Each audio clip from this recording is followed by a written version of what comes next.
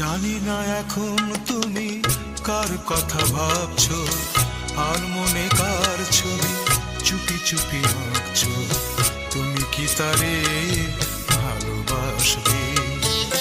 ধরা যদি দেয় সে এক পলকে, দেখবে যখন তারে অবাক চোখে, দুহাতে নয়ন কি গো রাখবে ঢেকে। আয়নাতে ওই মুখ দেখবে যখন, কপলের কালো তিল পড়বে চোখে, ফুটবে যখন ফুল বকুল শাখে, ভ্রমর যে এসেছিল জানবে লোকে। পাগল।